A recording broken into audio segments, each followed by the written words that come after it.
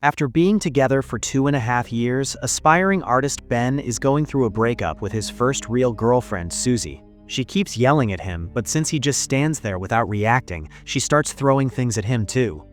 Ben is supposed to be concentrating on his last year of college, but he can't stop thinking about the breakup because he doesn't understand why it happened. It doesn't help that he must watch Susie flirt with a new guy during lunch, which makes him wonder if she had been cheating on him. His best friend Sean says he needs a rebound to feel better, but Ben has trouble trusting the advice of a guy who always has terrible luck with women. During art class, he starts drawing a beautiful classmate instead of the model, and the teacher scolds him for it. Living in a student accommodation house means Ben shares the building with 120 people his age, so every night he hears them getting dirty. Tonight he can't sleep, so he decides to call Susie, waking her up. He apologizes to her and asks her to get back together, but she turns him down and mentions the new guy. Afterward, Ben still can't sleep and starts looking at his pictures with Susie. He considers burning them, but can't bring himself to do it. As days pass, Ben develops insomnia. He tries a bunch of methods to try to sleep, but nothing works, and even though he chooses different activities to keep himself busy, his thoughts keep going back to Susie. One evening, he's getting snacks at the grocery store and notices that they're looking for employees for the night shift. He fills in an application and ends up zoning out during the interview, but he gets the job anyway. Now Ben can start using his insomnia to make some money. One of his coworkers is Sharon, the cashier, who is very nice and welcoming. One night she arrives late and their boss Jenkins scolds her, but Ben can't help noticing him getting a little handsy. The job ends up being pretty boring, so Ben keeps zoning out and staring at the clients, so Jenkins has to constantly scold him too. Sharon keeps her watch covered with tape and avoids looking at the store clock because looking at the time makes it feel slower. Ben's other coworker is Barry, who went viral on the internet once over a silly bicycle video. Since then, he spends his nights at the store on his scooter. Barry and Matt are in charge of the meat section and spend their time making inappropriate jokes with the products. They also play pranks like putting naughty-looking shampoo bottles in women's baskets to see if they buy them to use as dirty toys. One night, when Jenkins isn't around, Matt and Barry try to start a scooter race, only to crash against a lady's shopping cart. 2 weeks pass, and Ben is stuck in the store's boring routine. Desperate to find a way to make his 8-hour shifts feel shorter, he starts imagining that he can freeze time as if pausing it with a remote. He pictures himself walking among all the clients without being judged or stared at, but he can stare at the women he finds hot all he wants. While doing all this daydreaming, Ben also thinks about his past and how he became interested in capturing beauty with his art. When he was a child, his parents took in a foreign student who liked to walk around the house with no clothes on. Seeing her bare form woke something up in him, and back then he wished he could stop time to stare at her forever. Now he keeps imagining how useful it would be to be able to stop time. He could undress the store clients and draw them to his heart's content, admiring their beauty without reservations or judgment. He could fill a whole sketchbook just with random women doing their shopping, and he would make sure to fix their clothes afterward. Ben would also use the chance to play pranks, like putting Jenkins under falling objects. During the day, Sean visits Ben and gets him to talk about Susie, but Ben is tired because he's sharing the same feelings over and over, yet it doesn't help with his heartbreak. Ben and Sean grew up together, and when they were just kids, Sean showed Ben the dirty magazines he found under his parents' bed. This taught Ben a more artistic way of looking at the body and how certain parts looked up close. The boys got wood in their pants from looking at the magazines, so when Sean's mother caught them red-handed, she had thought they were into each other. Sean is a big fan of one-night stands, which he calls having a Natalie. The name comes from a teenage neighbor he knew as a kid who would take money from guys in exchange for showing them her privates. At the store, Ben is victim of Barry and Matt's dumb pranks. The new employee, Brian, claims he knows martial arts and cleans by using special poses. When the guys mock him for it, Brian just slaps Matt. Ben is slowly developing a crush on Sharon and even shares his food with her while wishing he could freeze the moment. One night, Ben is devastated to hear Matt ask Sharon out and she accepted. Matt starts making dirty noises about his plans for the date, so Ben has to walk away while remembering all the crushes he's had. His first one was a professional runner who he watched at Olympic events. He was attracted to her because she ran barefoot. His second crush was his biology teacher because Ben liked the very tight sweaters and pretty skirts she wore. The biggest crush of all had been a classmate named Tanya. One day she broke her arm and came to class with a cast, so Ben enjoyed watching her struggle with it or find ways to take care of her itch. When Tanya asked him to sign the cast, Ben only drew an X.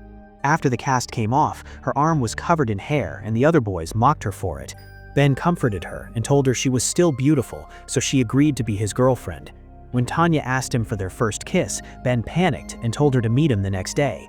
He was hoping that coming to school on a Saturday without anyone around would make the moment more romantic. However, Tanya didn't show up for the kiss and didn't come to class ever again because the family moved out of the country.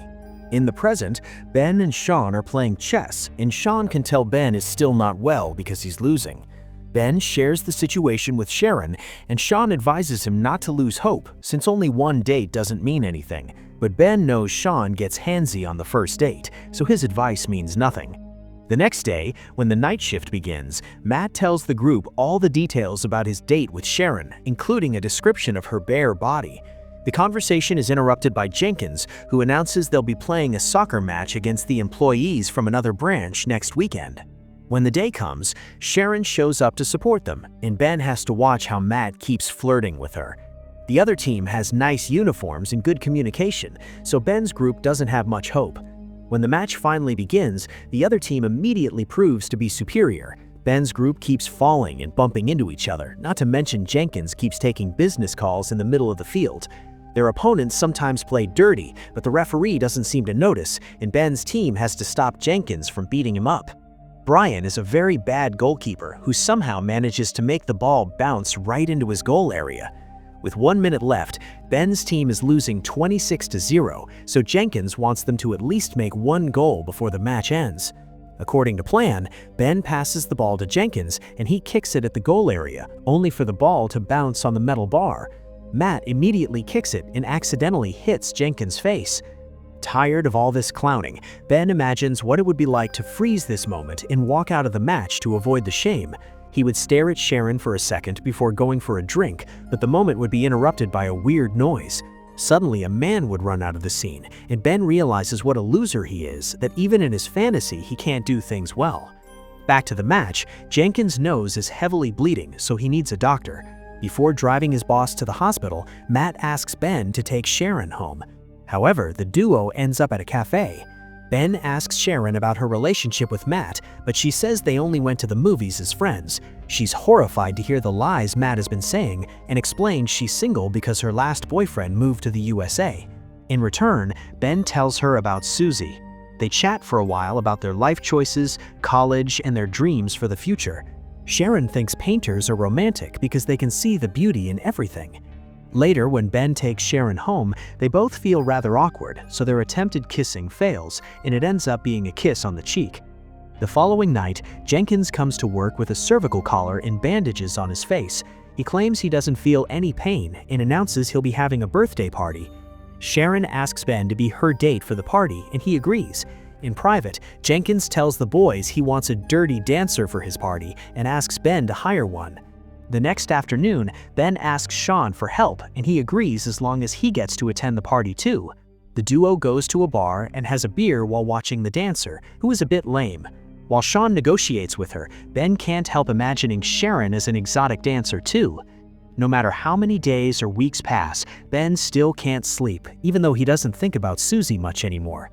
During his night shifts, he keeps imagining he has time-stopping powers, but now instead of looking at random women, he stares at Sharon and fantasizes about having all the time in the world to make hundreds of paintings of her.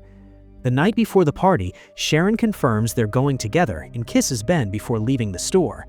This heals Ben's heartbreak and he can finally sleep again. The next day, he gets a call from a gallery saying they want to have his art. Ben gets excited, unaware this is another prank from Barry and Matt. Moments before the party, everyone starts getting ready and spends a ridiculous amount of time in front of the mirror. Ben picks Sharon up as promised, and Sean shows up with his current fling. To Ben's shock, Susie is at the party as well because Jenkins is her boyfriend's brother. They have an awkward but well-mannered greeting, and Ben manages to ignore her without feeling bad.